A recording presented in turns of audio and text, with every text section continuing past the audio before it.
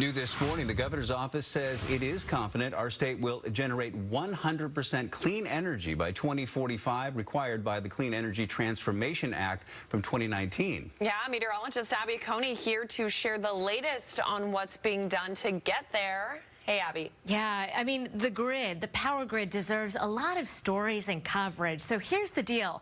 Our state is funding millions of dollars in investments and power grid improvements, including solar and energy storage projects to be developed by tribes. And money from this all coming from revenue from policies like the Climate Commitment Act.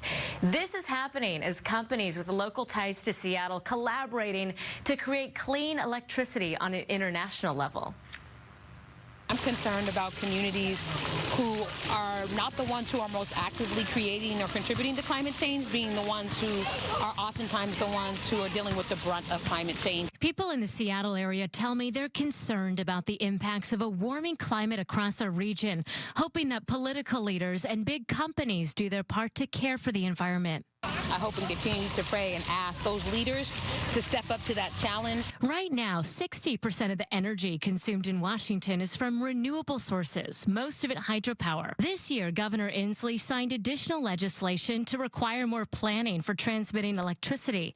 Many environmentalists say working towards clean energy calls for action from the private sector as well. It's true that corporations have been helping lead the charge on reducing carbon emissions on the grid for at least the past 15 years. Mark Dyson is a managing director at Rocky Mountain Institute, or RMI, a nonprofit that focuses on sustainability and clean energy. RMI just launched the Zero Emissions Reliability Optimized Grid Initiative, or Zero Grid, which aims to provide a roadmap for companies that want to work together with the goal of lowering greenhouse gas emissions on the power grid around the globe. And we think that by working together with corporations, we can help expand their toolkit to not only address carbon emissions, but also improve reliability and support grid expansion as well. Many organizations, including but not limited to local tech companies, have made ambitious climate commitments to reduce greenhouse gas emissions.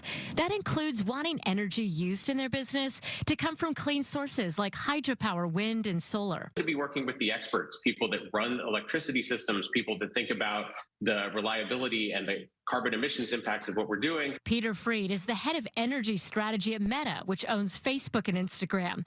Meta is one of the companies that's part of the Zero Grid Initiative, along with General Motors, Salesforce, Walmart, and others. And so when you bring it all together as a collaboration, we think that we can go faster, and we think that we have a greater impact than we could alone. Freed says it's smart, strategic, and more effective for companies to collaborate on decarbonizing the grid versus doing it individually. Everything from investments, research and development, new technologies, policy, and a variety of other things that right now companies don't necessarily have the guidance or the playbooks to work on. More news about our grid here in Washington. So the Bonneville Power Administration recently announced that $2 billion going to upgrade its energy transmission system. The projects must undergo environmental review. This funding would help move renewable energy to major population centers in Puget Sound and Portland. I'll send it back to you.